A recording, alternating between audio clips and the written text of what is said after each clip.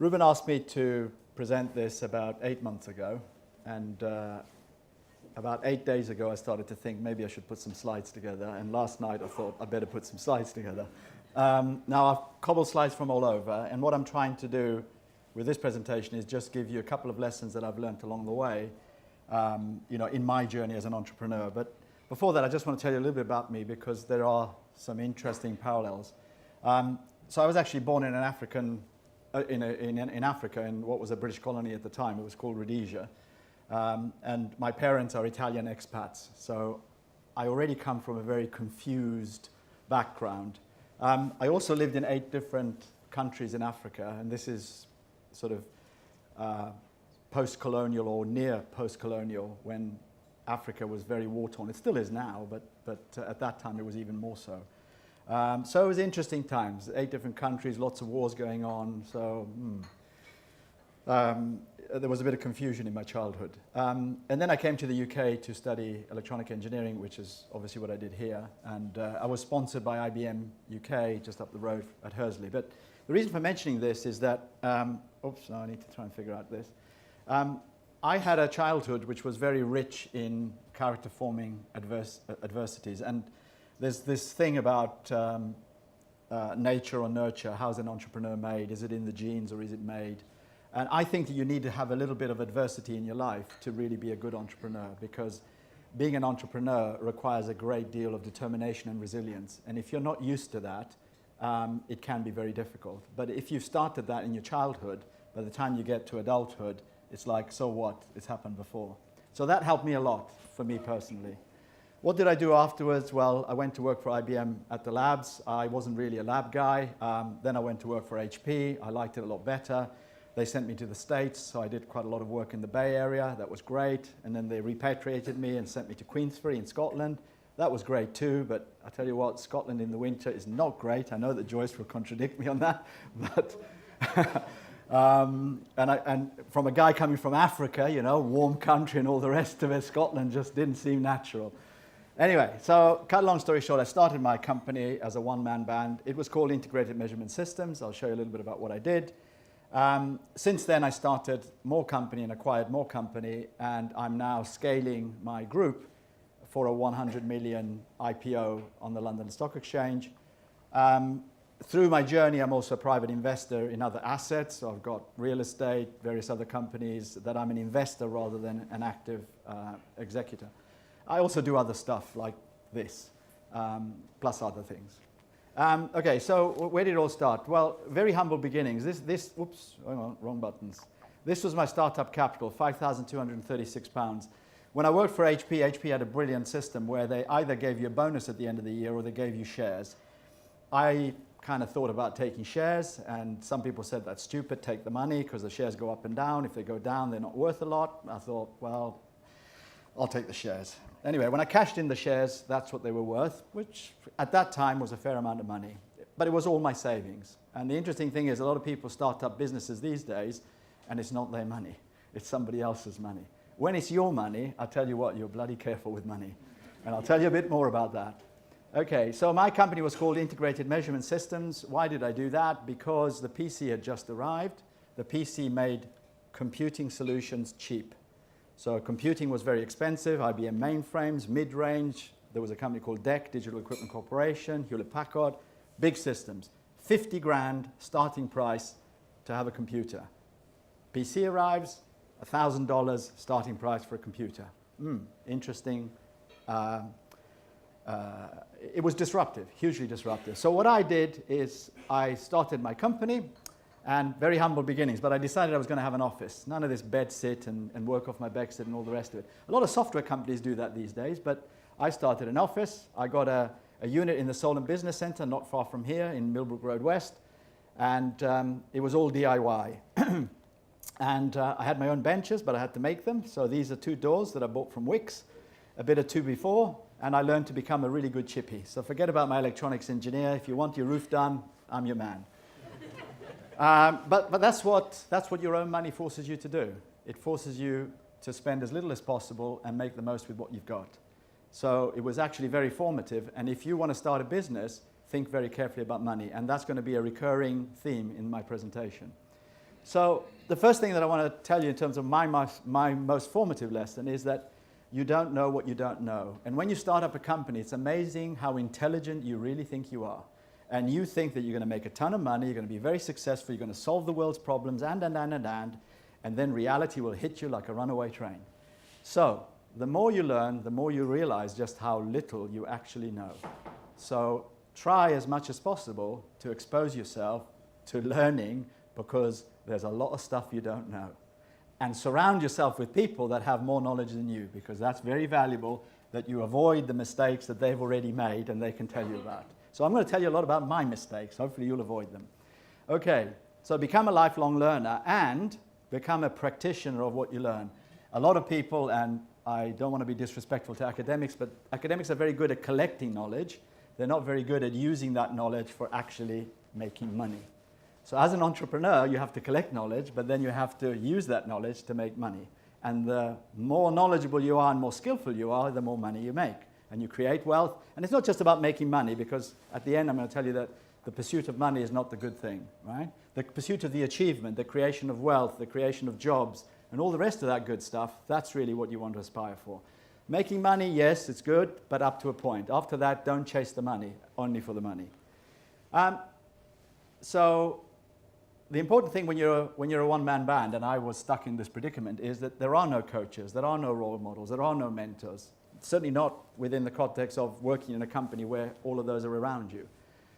So you need to find ways of learning. And oops, I'm definitely not pressing the right button. Let's go back again. Oops, hang on.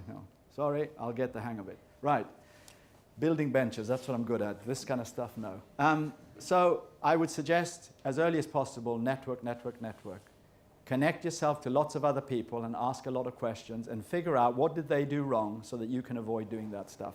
Networking is by far the most important thing that you need to do as an entrepreneur. There's a ton of stuff you don't know. So we started to talk about money, and this is really the most important thing. Be very, very careful with money. Learn to respect it, especially when it's other people's. So if you're actually starting a company not with your own money, and it could be friends and family, it could be the bank manager, it could be whoever, somebody's money, those come with strings. And those strings usually get pulled. And when they get pulled, there's pain. So be very, very careful. I've never borrowed anybody's money. I've always done it with mine. And it has been painful. So when you lose your own money, it is kind of painful. But at least there are no consequences. You just go and blame yourself and you cry in the corner by yourself. Develop as much as you can a frugal mentality. When there's a ton of money, I see this. I've got lots of friends that are VC-backed. They just spend the money like there's no tomorrow. And then they think, oh dear, the money's run out. Never mind, we'll go to the VC and go for another round. And then they make a flowery story, even bigger than the one they started off with, as to why they need even more money. And they get the second round. And guess what? They run out of all of that money. And then they say, oh, let's go again. And they go through the third round. VCs are a bit smarter these days, but it still happens. So what did I do? Let me find the right button. This was Hewlett-Packard's first PC. Interesting enough, the story goes that IBM had a 12-inch screen, HP had a 9-inch screen. But HP had a touch screen. It had little LEDs along there, and little LEDs along there. So when you touched it, the LEDs actually kind of triangulated where your finger was, and it was a touch screen, a very kind of like archaic, but it was a touch screen. And when I worked for HP, what we used to say to customers is, would you rather look at 12-inch or would you rather touch 9-inch? I'll leave you to think about what that means. Right, so anyway, so the PC arrived, and it was, my first company was Integrated Measurement Systems. It was all about putting together test and measurement solutions for people that had difficult problems. So this was a laser trimming system that actually trimmed a hybrid circuit for Nortel Telecom out in Newport. And what made it cheap is the fact that the PC was cheap. I wrote the software, I integrated the system, designed the mechanics, had the laser cutter, and all the rest of it. So that's an example of one. This is an example of another one. This unit up here is a bomb release unit that you normally would see underneath the aircraft of jet fighters or bomber units or whatever. I won a tender from the MOD to design a test system to actually validate that this bomb release unit actually released bombs when it was supposed to and how it was supposed to, so it wouldn't be affected by countermeasure. PC, look at this. This was a 286. Imagine that. This thing had probably the power of a mainframe back then.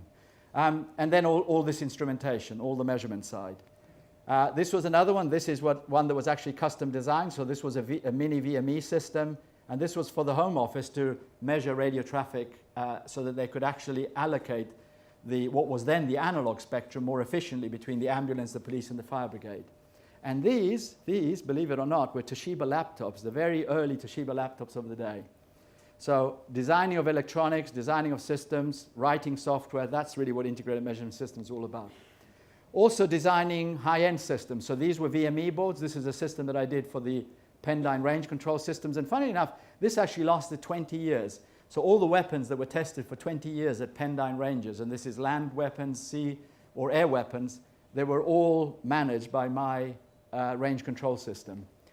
Now this was my last project, and this was my biggest project, and this was the building of the Storebelt Bridge. Have any of you been in Denmark?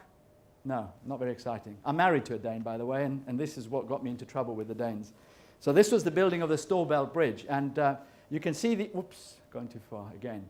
You can see these two gantries. They lift this piece of bridge. This is a monster piece of bridge that comes along on a barge. The Danes, inventors of Lego, decided to build this bridge through Lego. So they made the bits of bridge, and then they wanted to join them. You can see it here. Well, you really need a bigger button, Ruben. This is crazy. Okay, so I'm going to use my own thing.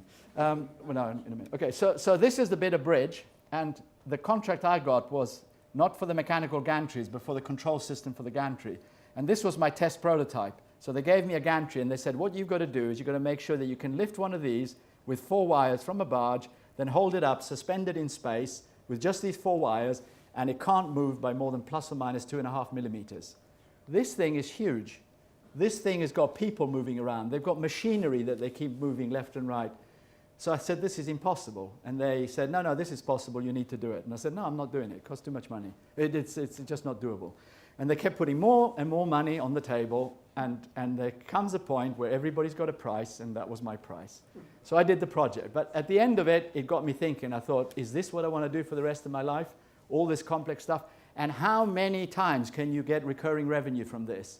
I thought, this ain't good. This is definitely not scalable. So you need to think about creating a scalable sales business model. If you can't sell what you make to lots of people, you ain't got a good business model. So you think about the customer that you need to sell to. And if you've only got one customer that you can make a ton of money, that's sure, you can have a big feast. But then you go through cycles of feast and famine, feast and famine. And that's when I decided I don't like that business model, I'm going to change it. So the lesson here is don't be afraid to pivot to scale. If your business model simply cannot sustain growth, ditch it. Go and find another way of sustaining growth. It's painful, but it's a hell of a lot better than staying with a business model that just doesn't work. Most startups don't get past startup. They become lifestyle, and they retain a small core for like 10, 20 years and never go anywhere. So change your business model. The most important thing with your business model is understand who is your customer. Now, most of us as engineers, we're absolutely crap at the commercial bit and understanding who are the customers, what do the customers want, what problem am I solving.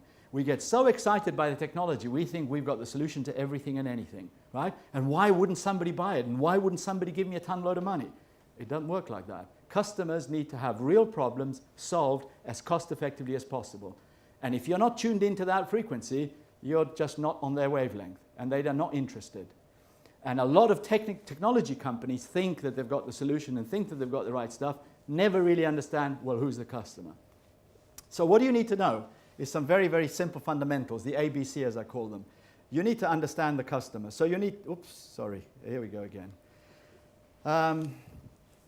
So you need to say, we will make product A. What is A? We're going to spend budget B. How much money have we got? We're going to sell it to customer C. Who are these people? For price D, is it going to be cost effective? Is it going to make money for us? We're going to make profit E. You've got to make profit. If you're not making profit, you're a charity and you ain't going to sit around. You don't survive for very long. And bear in mind that you're going to have competitors. So you need to beat competitors F, G, and all the rest of it. If you can't do all of these very, very simple things in a plan, like a business plan, forget it. You're doomed for failure. Just watch TV all day. It'll be less painful. Okay, so what's the problem with startups? They start off in this scenario. You're very young, there's all the geese, and you go chasing. It's a wild goose chase. And you think you're going to catch something? Dream on. you're going to catch nothing. So what you need to do is you need to Pareto your opportunities. You need to quantify and qualify your opportunities. You certainly can't chase everything. And not everything is a winnable opportunity. I've got salespeople that come to me and they say, I've got a great opportunity, boss. This is what we're going to do. I'm going to win this. And I say, really? How are you going to win it? How do you know you're going to win it? And when you start to ask the question, why do you think you're going to win it? And you keep asking, why, you find that it's all vaporware. And most salesmen are very good at that. So when you hire salespeople, be very careful that they don't take you around with smoke and mirrors. So it's got to be winnable. There's no point in chasing something that you can't win. And it's amazing how many SMEs go chasing business that they simply can't win. And the one thing that they often forget is a big company is never going to give you a big chunk of business because you are a commercial risk to them. The biggest mistake I made when I was a startup, when I was at HP, I had a lot of customers. And when I started integrated measurement systems, I went to see them and I said, I've started a business that can solve your problem. And they said, great. It's nice to hear that HP have gone into the solutions business. And I said, no, it's not HP. It's my company. Ah, okay, right, good. Okay, we know you. So it's you and who else? Just me. Ah, right, okay. But you're backed by somebody, aren't you? No. Oh, how are you funded? Oh, it's my own money. And guess what? The conversation then, Max will call you, right? And nobody ever called me. So it was a stark reality call. And I had 40, 50 of those conversations in my first couple of weeks as a startup. And I thought, oh dear, that's all the customers I thought I was going to have straight away. So it was a moment of reflection, I can tell you. Right, okay, so here's the interesting thing. Scale up after startup is hard, so it's very rare. Now, this is a statistic that I come across. Fewer than 4% of all startups that survive more than 10 years have fewer than 10 employees. That's not scale up, that's a joke, that's a lifestyle business. But that's the reality, fewer than 4%. And the reality is, these are companies that have survived 10 years. And so that's 4% of the survivors that have lasted 10 years. You know how many survive? After year 3, about 80% are already dead. So this is a tiny, tiny, tiny, tiny little number. Okay, so what do I do now? I make computers. I make all sorts of different computers because I took my business model from let's make solutions to let's make platforms. My company is all about making computing platforms. This is an example of one. This is for a Swedish company that make oncology systems. They make a very complicated system. I make the computer that goes into every one of their systems. Every time they sell one of them, I sell one of mine. Beautiful business. OEM business is lovely. This is a computer that I do for Siemens. Whenever Siemens get a project to do traffic light control systems, I sell them a computer to manage the control, the lighting of the control, or the sequencing of the control systems. If you go to the London Underground, most of the London Underground runs on my kit, whether it's signaling, public information displays, the Oyster card, loads and loads of stuff in in underground and overground rail. We supply all the computers to the 2 largest flight simulation companies in Europe, Thales and L3. So very complex, large systems, lots of computers inside them, but very sophisticated systems. Do lots and lots of computers in the oil gas business. Bless them, when the price of oil is about above $100 a barrel, you make a ton of money. Now you starve like crazy. But, you know, we go through the yo-yo effect, no problem. We do lots of systems for security. So if you get caught by a police car for speeding or whatever, and they're doing NPR checks on you, chances are that my computer's in the back of the car. Anyway, I won't go any more on there, because that was just to punctuate you that you need a different business model. My first model wouldn't scale, so I had to find another one. I sold, well, I didn't actually sell it because I gave it to him for a song, but I gave my business to one of my project managers. 2 years later, he ran it into the ground. I made a ton of money from it, and 2 years later, he ran it into the ground.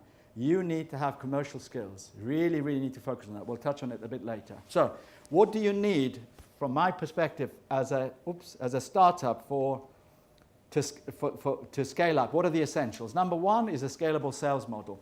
Not a natural thing for technical people to think about the sales model, but very, very important that you think about all those ABCs. Who's the customer? What am I going to sell? How much am I going to sell for? And also, who are you competing against? Because the world is getting very, very competitive. And it's not just about who is on your backyard. It's people from China, people from India, people from Malaysia, people from Korea, people from Mexico. It's from all over the world.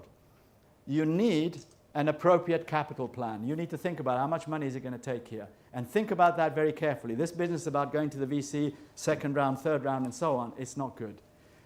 Then you need financial controls. You need to have budgets, you need to manage your cash flow, and. If you can't manage your money, you're going to get in trouble real soon. Then you need leadership beyond yourself. When you get big, 10 people, 20 people, 50 people, 100 people, who's going to manage all those people? It ain't going to be you. You're going to run out of bandwidth in no time at all. Then you need systems and processes and infrastructure. So you need to think about business management and how you're going to do that. And then finally, you need talent. So you need lots and lots of human resources to fuel your business. So those are the essentials. If you can't get those essentials right as the entrepreneur, you're going to fail. Simple. What are the startup failure modes? A very grossly underestimated sales and marketing cost. How much is it going to cost for me to sell this thing that I've made? Grossly underestimated. They think, well, I'll just go and talk to a customer. Next thing I've got an order. Hey, presto, job done. Yeah, dream on. The next thing is they're grossly optimistic on sales cycle. I'll go and see them on the Monday. By Friday, I'll have the order. Yeah, of course. It happens just like that. It doesn't. Some sales cycles can be very long. Sometimes I've had to wait 2 years before I get a piece of business from a customer. And you have to be very patient and you have to be very persistent. So you've got to think about what is your sales cycle. Is it really quick or is it very long? And if it's long, can I survive for that length of time? How much money is it going to burn? They grossly underestimate the talent requirement. How many people do I need? When do I need them? How much are they going to cost me? What if they don't work out? What if they don't align with my culture? What if they leave after 6 months? And that happens all the time. They grossly underestimate the management bandwidth and the management capital requirements that you need to manage all of this. And they grossly inflate the value of their technology. They think is the greatest thing since sliced bread. And then they can't differentiate. What's the difference between your widget and the competitors? Well, mine is better. Why is it better? Well, it just is. Okay. Customers want to know why. It needs differentiation. And most people have struggled very badly at differentiating their technology. So where's the hotspot? Well, the hotspot is in this tiny, tiny little bit of an intersection of all of these different things. So you've got to have the right technology, you need to have the appropriate capital, you need to have the right people, there needs to be a market need that you're servicing, you need to have a good sales and marketing organization, and when all of these things really if you can get all of these circles to overlap completely, hey presto, you're in the money. But most people can't, and then what they make is they just make that amount of money. And if that amount of money isn't enough to cover all of that cost, well, all that is waste. The only place where value add happens is right there. That's where you make the profit. And if this is a tiny, tiny little bit, and that's a huge, big thing, you're not going to last very long. You're just going to burn the money, and somebody else is going to suffer. And if it's your money, it's going to be you. Okay, so talking about money again. Cash is king. Cash is the oxygen of the business. You know what happens when you run out of oxygen, don't you? It's bye-bye. I'm a scuba diver, and you worry about that all the time. You keep looking at the pressure gauge. Have I got enough air to get back? Have I got enough air to do my deco stop? Have I got enough air to do my dive? So I do the same in business. You keep your eyes on the money all the time, especially if it's yours. Because other people will waste your money. I tell you what, managers and stuff, it ain't their money. They're going to burn it like there's no tomorrow. Capital, important piece. If it's somebody else's money, guess what? It's got all of these things here. There's going to be strings attached. There's going to be conditions and all sorts of stuff. And guess what? When they sell you the capital, hey, it's all hunky-dory. Don't worry, we'll lend you the money. It's going to be lovely. Yeah, there's no suffering. Just give us a bit of equity, everything's fine. Next thing, oh, we need a director on the board. Oh, by the way, we don't like what you're doing. Oh, by the way, we don't like you. Bugger off. We're going to put our own man in there. Right? That's what happens. That's the reality. Okay, so many different forms of capital. We talked about it a little bit earlier. Your money, somebody else's money. Startups usually it's friends and family, whoever you can fool into giving you money. Debt capital, go to the bank. Maybe the bank will give you something. They're much more cautious these days. They were cautious back when I started my business. They went then through a cycle where they gave you money for nothing, and then now they're back to cautious again post 2008, 2009. So it's very difficult to get money from banks now. Equity capital, there's a lot of it about. There's lots of angels, lots of VC, lots of PE, but obviously that's equity. So that's when you give away equity. Think about that very carefully and what does it mean. And there's obviously capital markets, but you need to be a little bit more grown up if you want to go to the capital markets. What are the capital stream? Well, debt financing, as I said, is limited and difficult to get to. Banks are just not lending so much. But, if you've got a little bit of collateral and, maybe a house or whatever, they'll take your house, the security, no problem.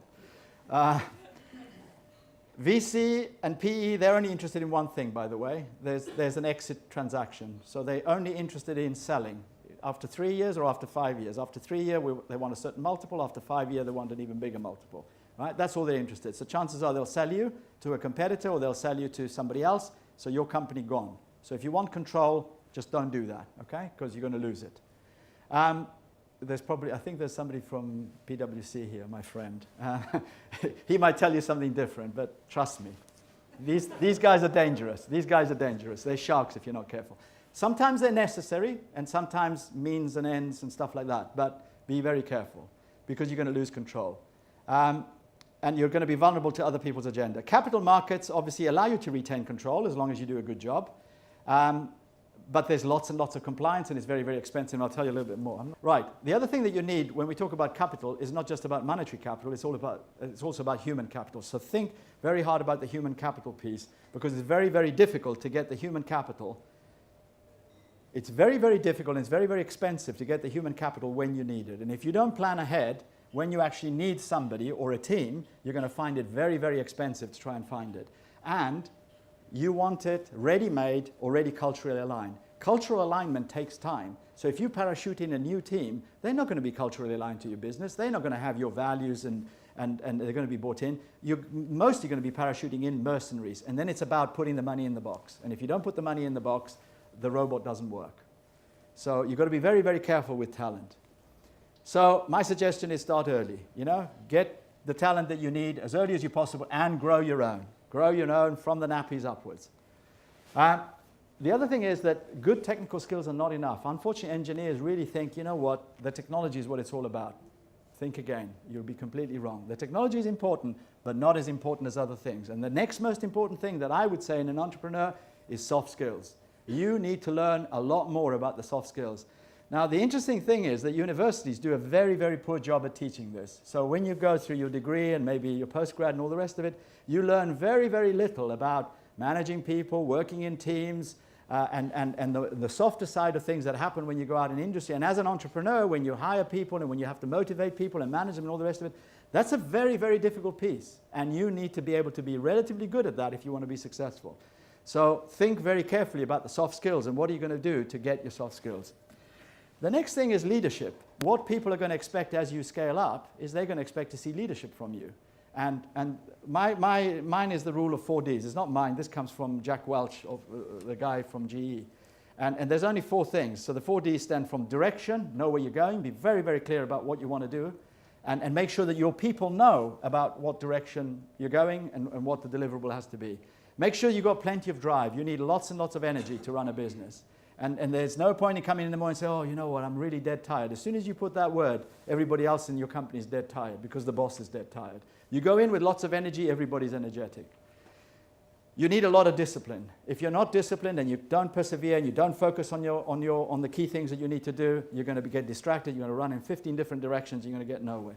And lastly, you need to have determination. And in a minute, you'll know why, because you're going to need to learn to make friends with failure. Okay, the other big thing that you need to know as part of the leadership piece is align everything to anchors. Make sure that you have got a very clear purpose defined and that people know and understand what that purpose is.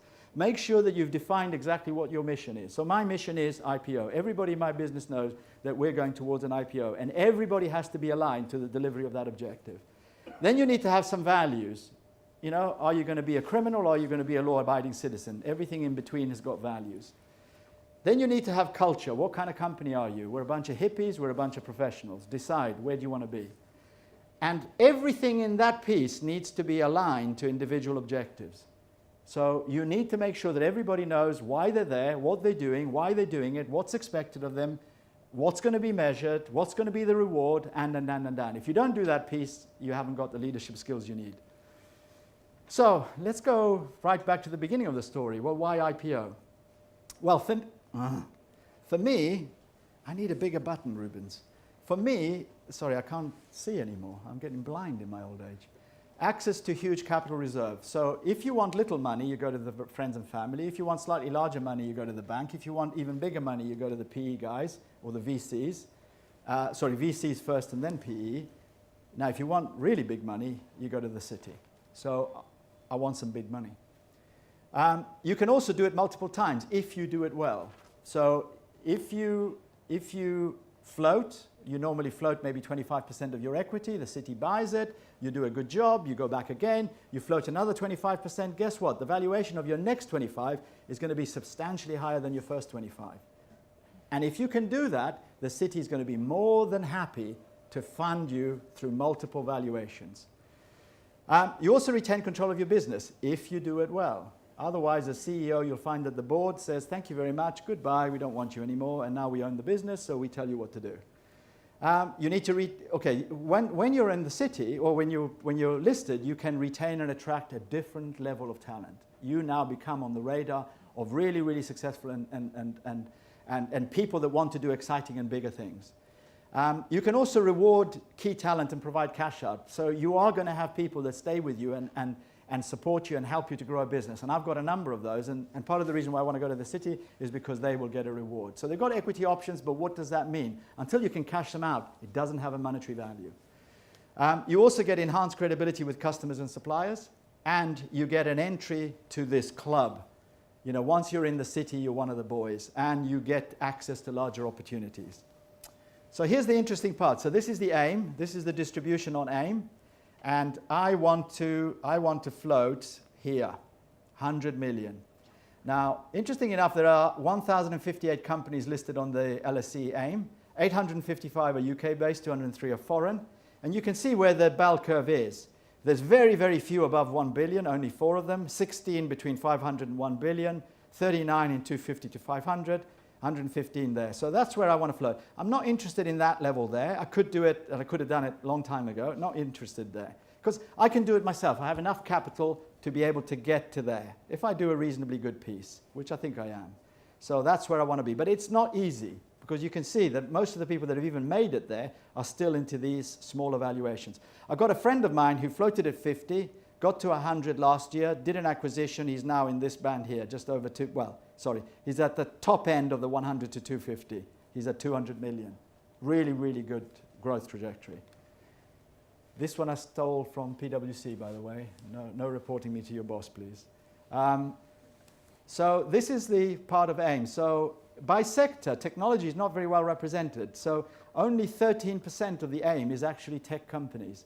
Of those 13%, by value, it's only 5% of the value, of the valuations on the AIM. So by market cap, it's only 5%, 1/20th of the overall value of the AIM market. So our representation on the AIM is actually very, very small. Our representation on the main market is even smaller, because AIM tends to be a preferable market for technology companies. Now, if you contrast this with the NASDAQ in the States, it's actually completely the other way around. Most of the NASDAQ is tech companies. So London and the UK are not very strong in tech, unfortunately. What happens when you do an IPO? There's an intense spotlight on financials, on compliance and governance. This is probably the piece that I'm going to find annoying. You know, I can do what I want, when I want, right now. Come IPO, hang on a minute, there's everybody watching, you're going to have an intense amount of scrutiny, and then you're going to have the likes of PwC coming in there and doing all of the due diligence and going to the city and telling them about your dirty laundry and all the rest of the stuff, which they have to, because that's what the city wants. But there's a lot of compliance and governance that goes with this, so you've got to be prepared for that. I'm not sure I am prepared, but I'm preparing myself. Okay, for the city, it's about what size do you want to be. The city wants you to become one of them, because they want their money to grow. They've got, you know, Mr. and Mrs. Smith that want their pension pot to go up and up and up. Don't you all want your pension to grow? Of course you do. So you want institutional investors to invest in companies that are going to go from there to one of them. But I also want to become one of them. I don't want to stay in one of them. That's the startup that 10 years later is sitting there with 10 guys and going nowhere. I like this. I like the freedom of the oceans and doing stuff. That's what I want. So how do you do that? Well, obviously you've got to grow organically. That's a given. But the other way that you can do it is you can do it through acquisitions. They're an essential component of a growth strategy. I've done 3 so far, and I plan to do some more, because it's a way that you can grow quite quickly. The problem is it's very high risk, and you can see already my failures. So here's my dirty laundry. I've had one excellent one. The ROI is highly profitable, unbelievably profitable for what I paid. It was broken. It was a company that had gone into liquidation. I bought the assets from the administrator. We thought we could reglue it. We reglued it. It's making us a ton of money. Fabulous. No human capital to worry about, just assets. I made a poor one, no ROI, lots of HR headaches. I made another one in America, disaster. Trying to do it at a distance, very difficult, very difficult. So it requires a high amount of bandwidth and there's lots of risk. So finding the right one and the good one is very, very difficult. Needle in a haystack, so you need to do that very carefully. But IPOs are perfect for an acquisition funding because if you can find the right one, you can use city money to make your acquisitions. And I need city money because I want to acquire companies that are like Captec internationally and then make them into Captec companies. So companies that are in specialist computing in France, in the United States, in Australia, in Germany, in wherever. And I'm going to have, I've already got quite a few companies on my radar. They're way beyond my price point, way beyond the capital that I've got available. But once I've got IPO money, I can go and buy them. And I think I can take cost out and I can increase capability. Then the other one is international expansion. You can acquire or you can put your own company. And I did two of them. One of them was a complete disaster. So I started a company in Germany, Captec GmbH, absolute failure. I could have one whole lecture just on that, so I better not. Then I started another one in Canada for North America, huge success. But this one taught me a lot of stuff that I then applied to that one, and hence why that one became very successful. What you do need to do, and coming back to the people piece, you need to groom future leaders for expansions and acquisitions. When you make acquisitions, you need to parachute your people in. And if you can get your own people to work in a company that you've just bought, it works a lot better. The reason why the company liquidation worked, because I had all my people working on the broken bits. They were all my people, they knew what needed to be done. The one that gave me little ROI, I had to do it through people that I didn't know, they didn't know me, completely different values, and it just didn't work very well. The guys in the States, they were even further away, even more difficult. So let's talk about you guys. You want to be entrepreneurs. What do entrepreneurs look like? There's a whole bunch of people that you probably recognize here, some more famous than others, some more current than others. But they all look the same. They're ordinary people. The key difference between them, me, and you is that you need to think and you need to act in a different way. And if you can achieve those things, you can be an entrepreneur. There's no reason why you can't. I mean, look at these guys. I mean, obviously, I'm going to pick on the success stories. Of course I am. But entrepreneurship has no boundaries. You know, Bryn, Page, Google, I mean, everybody knows the story. Billionaires in their 20s. Instant billionaires when Google floated. And look at where Google is today. An absolute giant, absolute giant. This guy, same thing. I mean, this was the first time of a $100 billion IPO. I mean, amazing, absolutely amazing. I bet you that if we put a show of hands in this room, everybody uses this except me. So, you know, he's done pretty good. The question is, will it be you? Is it going to be one of you in the room? It'd be good if you are. Keep in touch with me and remember me in your will for this wonderful lecture that I've just given you. Not that I'll need it, I think, but you never know. It's entirely up to you whether it's going to be you or not. I hope that today might help you in a tiny, tiny little measure. But be careful. There's competition out there.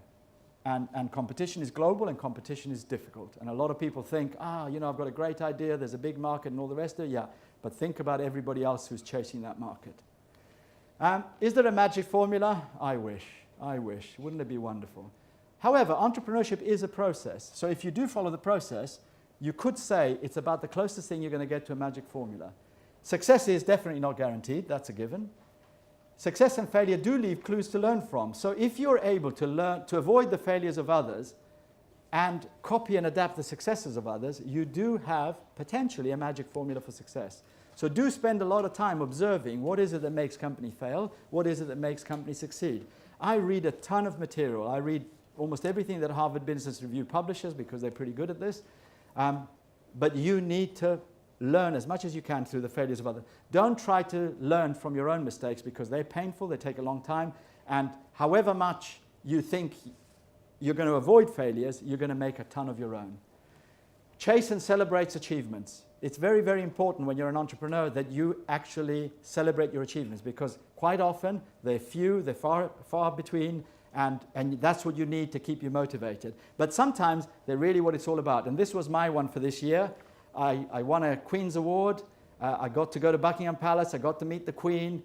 It gave me a ton of bragging rights, I tell you, especially my wife. And it was just absolutely fantastic. And then you get to meet the Lord Lieutenant in his whole regalia and stuff, and they give you the piece of glassware and all the rest of it. But this is magic. This is absolutely magic, yeah? And you know what? If you said, would you rather have another million on your top line or go and meet the Queen at Buckingham Palace? I'd say I'll go to meet the Queen again. It's just fabulous. Okay, so do I need to wrap it up, Rubens? Or yeah? Okay. Do you want to flag it up? Because I can probably talk until 5 o'clock. Okay, so key success factor, opportunity. A lot of people think, oh, you know, there just isn't the opportunities out there. Well, if you wait for the opportunity to land on your doorstep, forget it. It rarely does. But actually, they pass by all the time, and opportunities are in the here, in the now, in the today, and not what might be or could be tomorrow. And the way that so Seneca, and this has been replayed by lots of people, luck is what happens when preparation meets opportunity. You need to be prepared. And if you're not prepared and opportunity comes by, there's no way you're going to be able to take advantage of that. So you need to have all the skills, all the capabilities, and everything aligned for that, when that opportunity goes by, that you can take advantage. My opportunity at the beginning was the PC industry, or the computing industry got completely disrupted by the PC. And I jumped on that bandwagon and I made my success on the back of that. Okay, so this is the other one. It's about what you do versus what you say you're going to do. A lot of people, it's about talk. They talk, and don't do bugger all. So it's about what you do that defines your success, not what you say you can do. And there's a ton of people that say, well, I'm great at this and I'm great at the other and this and that and the other. And you say, well, yeah, but what have you achieved? Where are the results? Where's the evidence? And they're very thin on the ground on that. So I would say do less talking and do more doing, and you stand a good chance of becoming successful. The other one is this disease. It's a very bad disease to catch, and there's lots of people that have got it. This is what I call excusitis. And as I say, it's a very contagious idea. And which is, oh, you know, opportunity is nowhere. There's no opportunity anywhere. How am I going to be an entrepreneur? Can't possibly become an entrepreneur. Oh, you know, opportunities existed 20 years ago. The opportunity in my dad's day. No, there aren't any today. I just say split this word and look at it. Opportunity is now here. So the same word, just split it up, and it says something entirely different. So in your mind, say the opportunity is now here. Now is my moment. What's my opportunity? And then say, well, where do I find it? Well, let me tell you. Bread has been around for 10,000 years. It has a huge global market share in the human daily diet. We've all eaten it just now in the sandwiches. There's a ton of products around bread. But look at how much innovation have happened in less than 50 years. The stuff that you can do with bread, not just in the variety of breads. You go in a supermarket and there are so many different forms of bread. Ciabatta and I don't know, they've all got weird names. That's an Italian name, so that's a good one. Right, and then there's all the stuff that's already pre-wrapped, filled with stuff, you know, and the vegetarian one and the low-fat one and this and that and the other. Then there's all the gadgets that make you the bread. Then there's the toasters and the toasties, and then they slice it for you. God knows there's so much innovation. You telling me you can't even innovate around bread? Look, tons of stuff. Look at this. Probably there's not enough old, but there's a few grey hairs in the room. This was the mobile platform of the 60s and 70s actually. This came out in the 70s. Right? The Sony Walkman, if you walked around with one of them, it was like poser stuff, you know? It was huge, actually. It was quite huge. I had one of them. How did it transform? It was this. So Steve Jobs made it into that. Just the same thing, exactly the same thing. Oh, okay, wrapping up. Right, real quick. So look, Entrepreneur's Bonanza, just around the iPod. Entrepreneur's Bonanza, right around apps. Who's the largest taxi firm in the world? We all know Uber. 0 to 50 billion in 5 years. Don't own a single taxi. Do you need a lot of capital? No, you don't. You just need a bloody good idea. Who's the largest hotel firm in the world? Airbnb. 0 to 25 billion in 7 years. Don't own a single hotel. No real estate. Digital disruption. That's where your opportunity is. Huge, huge, huge. And for us in ECS, no excuses. No excuses. Valuations in terms of unicorns. Unicorns are everywhere. I'm not suggesting that we're all going to become unicorns. I'd love to become one, but you never know. But I'm going to have a bloody good go at trying. 2020, Internet of Things, you know, the figures are just staggering. So if somebody says there's no opportunity there, you just got your head in the sand. Here's the important one. Henry Ford said this. If you think you can or if you think you can't, either way you'll be right. You need to get rid of this word, can't. People say, oh, I can't do that. Oh, I can't do that. You need to say, how can I? So just change your vocabulary from I can't to how can I, and all of a sudden your mind goes into solution. The other one is this. If you fail to plan, you plan to fail. So you have to plan. Less than 4% of graduates plan their future. The 4% that do create more net worth than the remaining 96% put together. So make a plan. How am I going to become a millionaire? How am I going to become an entrepreneur? What am I going to do? Yeah, okay, I've got to stop. Okay, make friends with this guy here, Failure.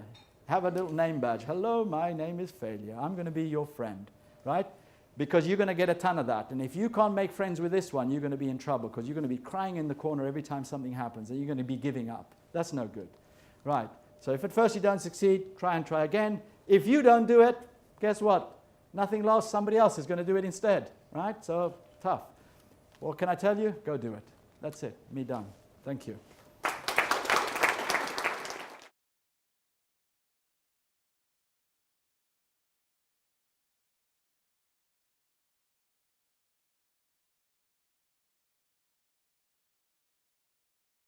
So I have to be a bit careful because I spent a year in Palo Alto when I was 23, 24, at the expense of HP. So I was having a great deal of fun, not really observing what was going on.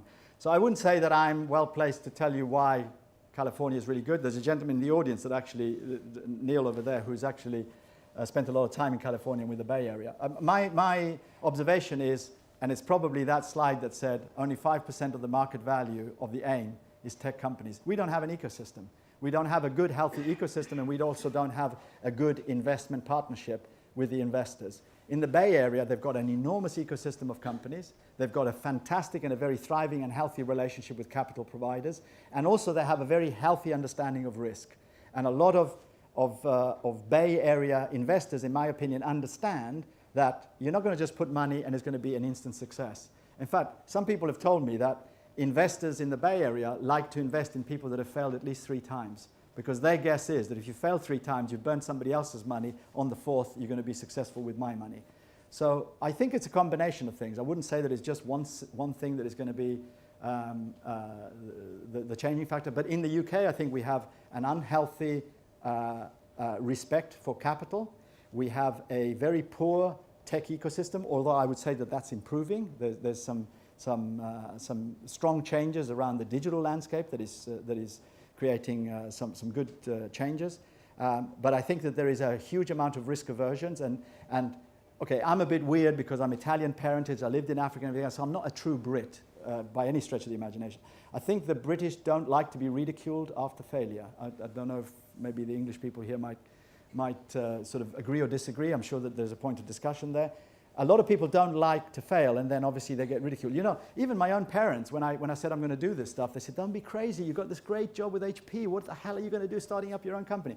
And when at the beginning it wasn't going all that great, it used to be, oh, I told you, you shouldn't have done it.